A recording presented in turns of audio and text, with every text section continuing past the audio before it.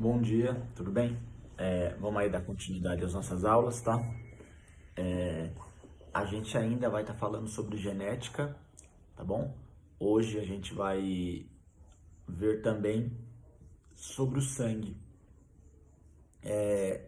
A partir dessa semana mudou o nosso cronograma de aulas. A gente passou a ter agora duas aulas por semana e não mais três, porque houve uma recomendação aí do MEC de que vocês tivessem apenas 4 aulas por dia, porque mais que isso eles julgam que é difícil de vocês estarem se organizando e eu acho que de fato é difícil mesmo, tá? Mas como a gente veio tendo 3 aulas todos esses dias, anteriormente a isso, a gente está num bom ritmo da apostila, tá? A apostila nós temos até semana que vem para acabar. O primeiro bimestre acaba no dia 23 de abril, que é a próxima sexta-feira, sem ser esta dessa semana, semana que vem. E a gente vai conseguir acabar a apostila, porque faltam agora, com esse de hoje e depois, mas só mais um capítulo. E aí a gente vai conseguir sim concluir essa questão, tá? E aí no dia 27, que é o prazo certo, a gente vai estar começando a apostila 3, ok? Então, vamos lá. Hoje nós vamos estar vendo sobre o sistema sanguíneo, a questão das hemácias terem ou não antígenos MN, tá? A gente consegue, já vimos no caso, estabelecer o tipo sanguíneo, né? A, B, AB ou O, o sistema RH, que tem a ver com sangue positivo ou negativo, né? O fator RH. E agora vamos ver essa questão do sistema MN, que tem a ver com a questão de possuir ou não antígenos nas hemácias. Quanto à transfusão, isso não importa muito. Na verdade, essa questão do fator MN aí ajuda basicamente só para detecção de pais. Quando existe um teste de paternidade, nós podemos estabelecer com a ajuda desse sistema, porque ele vai ajudar a tirar dúvidas em caso de dois pais terem um tipo sanguíneo que seja compatível com o daquele filho, tá bom? Já já eu vou dar um exemplo disso. Então,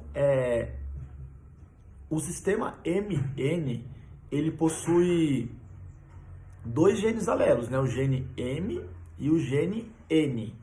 E aí é um caso de herança que não há dominância. Então, por exemplo, se a pessoa possui o genótipo M e M, dois M's, as hemácias dela produzirão os antígenos M.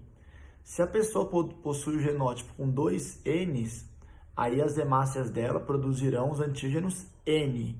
E se a pessoa possui o genótipo M e N, nesse caso não vai rolar dominância. Aí as hemácias dessa pessoa, desse indivíduo, produzirá esses dois tipos de antígeno, tá bom? Então, nós podemos ter os fenótipos antígeno M, antígeno N ou antígeno M e N. E aí agora eu vou explicar nessa questão para que isso serve basicamente, tá? Eu vou citar um exemplo, que é o exercício 1 da apostila, tá? O exercício 1 da apostila, eu vou ajudar vocês a resolverem para que vocês tenham um embasamento para responder os demais. Então, olha, o exercício 1 diz assim, ó: numa ação de divórcio, o marido acusa a esposa de infidelidade. O primeiro e o segundo de seus filhos, dos quais ambos concordam no que se refere à paternidade, são do grupo sanguíneo O e AB, respectivamente. A terceira criança, da qual o marido nega a paternidade, é do grupo sanguíneo B. Então, olha, tem um casal aí, por enquanto não está especificado quais são os tipos sanguíneos deles, porém eles têm 3 filhos. Os 2 primeiros filhos, que o pai concorda que ele é o pai, são O e AB. E tem um terceiro filho que é B, se aí o pai tem dúvida. Então vamos lá. Ó, se um casal teve um filho O e um filho AB, eles conseguiram ter filho O e filho AB. Se eles tiveram filho O, obrigatoriamente ambos são portadores do alelo Izinho. Se eles tiveram um filho AB, obrigatoriamente ambos são portadores do gene Isão A e o outro Isão B. Então, se eles tiverem um filho O e AB, eu posso cravar com toda certeza que estes pais possuem os genes Isão A, Izinho, e Isão B, Izinho. Não dá para eu saber exatamente quem é quem, tipo, qual é o pai e qual é a mãe, mas enfim. Isso eu posso cravar, que ambos apresentam este genótipo. Porque somente dessa maneira seria possível ter um filho O e um filho AB.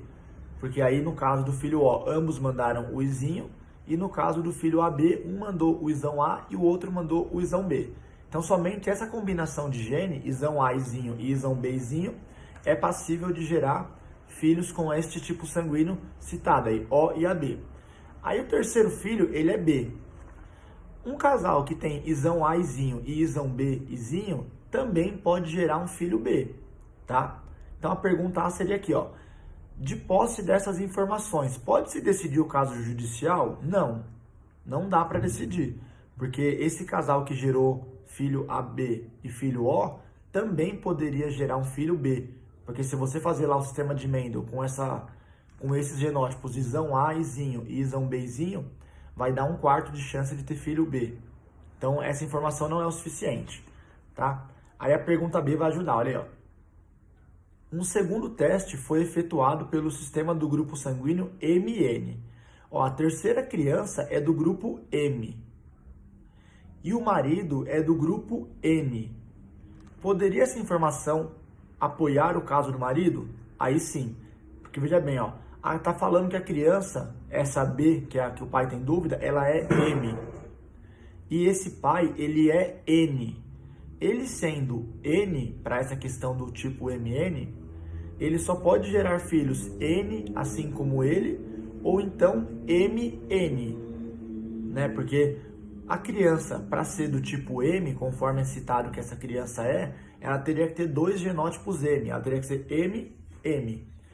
Esse pai, ele é do grupo N, esse marido.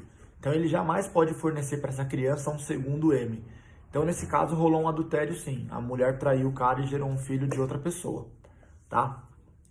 Então, foi um exemplo citado aí para vocês verem basicamente para que isso é utilizado, porque em questão de transfusão ele não é muito relevante. Então, ele basicamente vai ser utilizado para ajudar na detecção de paternidade, em caso de dúvidas onde eu tenho 2 indivíduos com potencial para ser o pai do filho, igual esse caso aí, ó. Tipo, o pai ele era Isão B ou Isão A.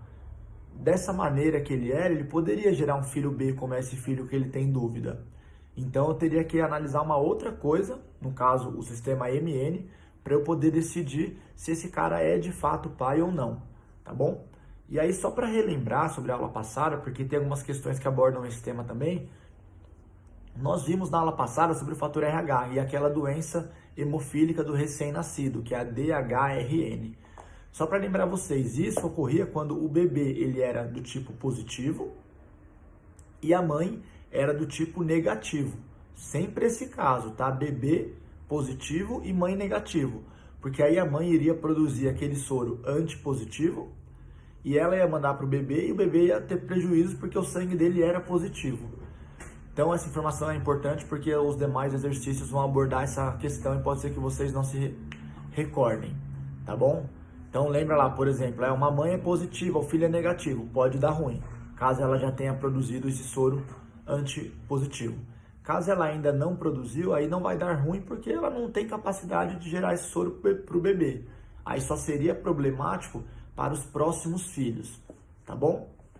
Então basicamente é isso por hoje, tá? Essa foi a aula 33 que nós vimos hoje. Aí na semana que vem, veja bem, nós temos as aulas 34 e 35, a segunda lei de Mendel, que eram aquelas tabelinhas grandes, lembra que nós vimos ano passado? Aquelas tabelas que pode ter até 16 casos, 8. E aí eu não tenho certeza de que a gente vai conseguir trabalhar isso nesse padrão de videoaula. Eu vou pensar se eu faço uma live, algo do tipo, para ver se a gente consegue desenrolar isso. Caso não consiga, porque isso de fato é meio complicado mesmo, aí a gente vai ser obrigado a acabar pulando essa parte. Quando nós voltarmos presencialmente, eu retomo com isso, tá bom? Mas a princípio eu vou tentar, para ver se vocês conseguem desenvolver isso aí. Se eu perceber que tá rolando, a gente continua e termina essa parte do conteúdo. Se eu ver que está bem difícil, aí infelizmente a gente vai ter que pular esse conteúdo e quando retomarmos presencialmente, eu volto e dou um intensivo, eu dou uma semana aí, na primeira semana que nós voltarmos, eu dou um intensivão aí pra gente focar só nisso, tá bom? Fiquem em paz aí, boas aulas para vocês, até mais. Só para concluir, foi mal. Essa aula de hoje eu preciso que vocês façam os exercícios das páginas 47 e 48, beleza? Até mais.